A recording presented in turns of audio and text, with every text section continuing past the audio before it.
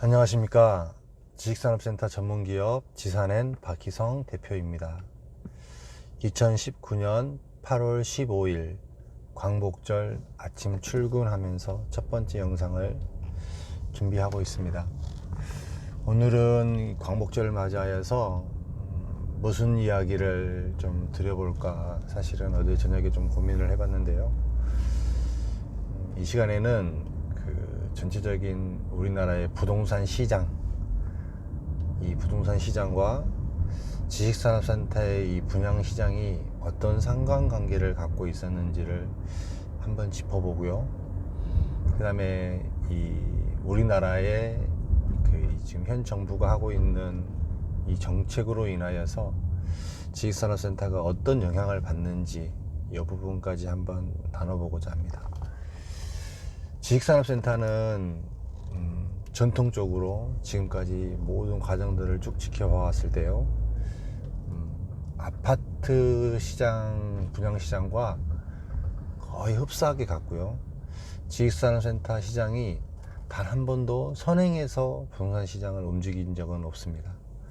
항상 아파트 시장보다 빠르게는 늦게는 6개월, 한 1년 정도를 후행해서 따라갔습니다. 그러니까 전체적인 흐름은 대한민국의 부동산 시장과 거의 맥락을 같이 해서 나아갔던 경우가 대부분이었습니다. 그런데 이제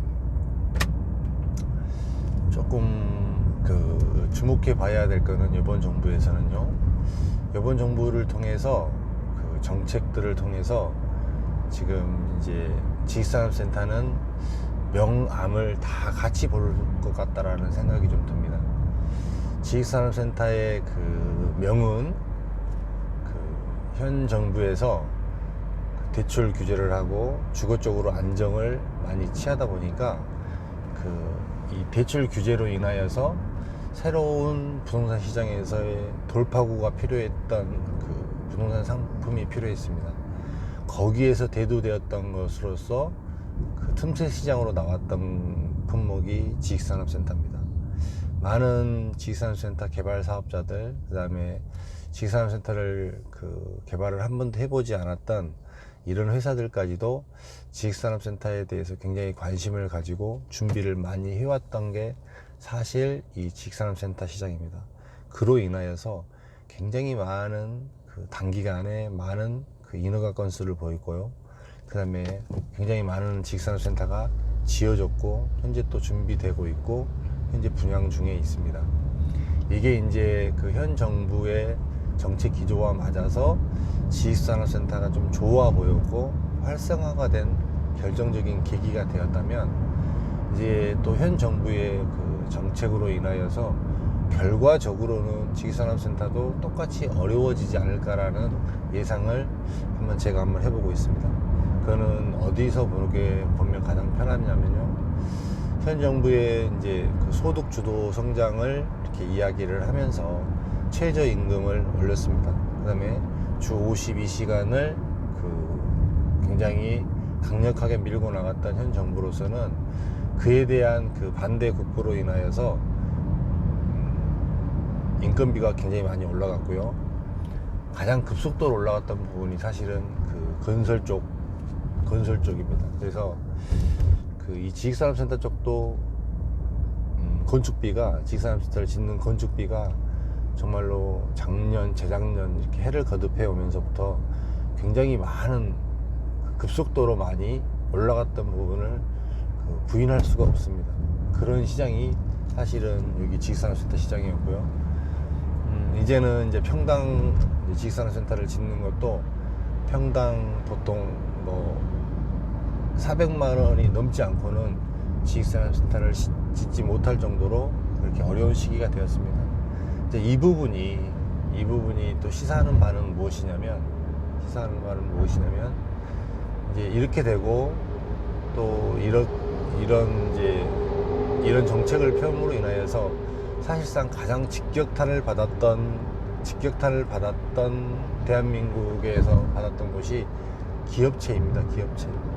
근데 이제 제가 제 영상에서 누누이 늘 얘기했던 부분 중에 하나는 뭐냐면 지식산업센터의 주 사용층, 지식산업센터를 모두 이용하는 모든 층은 기업이라고 말씀드렸습니다.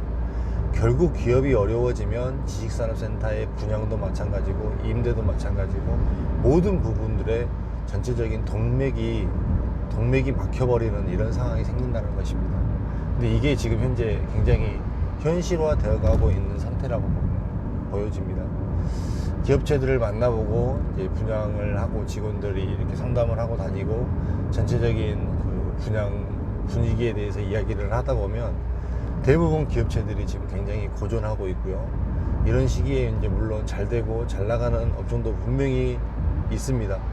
있지만 그 전체적으로 봤을 때 굉장히 어려운 시기가 되었고요. 이런 때일수록 또 지식산업센터를 분양받고 넘어가기가 너무나 어려운 시기라는 것입니다.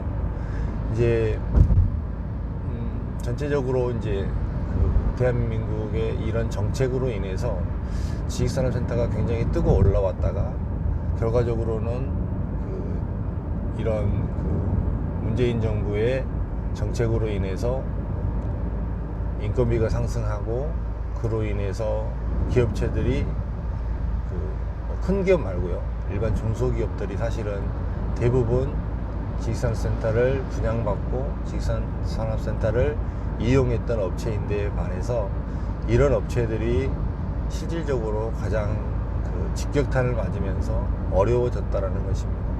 예, 좀 경기가 잘 돌아가고 내수시장도 좋아지고 그 다음에 뭐 계속적으로 계속 회사가 성장을 하고 매출을 내고 이러면서 거의 대부분 지식산업센터로 이전에 볼까 하면서 분양도 받고 그 다음에 새로 들어오게 되면서 더 수요자가 많이 늘어나고 그래서 지식산업센터가 많이 늘어났었는데 이에 반하여서 이제 그 경기가 어려워지고 기업체들이 많이 위축되어서 힘들어 있는 상태인데 실질적으로 이렇게 힘들어 있는 상태인데 분양자는 다변화는 사실은 됐습니다.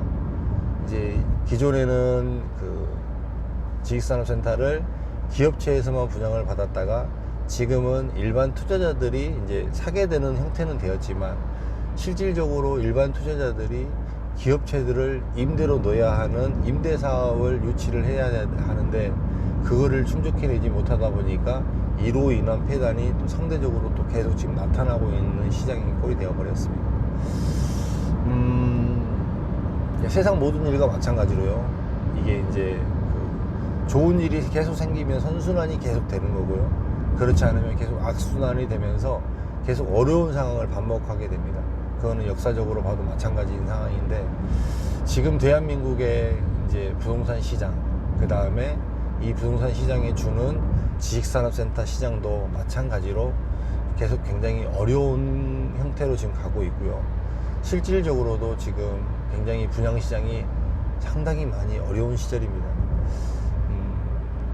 당연히 이렇게 아무리 어려워도 뭐 명품은 잘 팔리고 돈 있는 사람들은 좋은 것들을 사는 것처럼 정말 이렇게 어려운 시기에도 좋은 입지에 뭐 초역세권에 그 다음에 뭐 매머드급 굉장히 초대형 아파트형 공장에 뭐 이런 형태가 되었을 경우에는 분양이 잘 됩니다.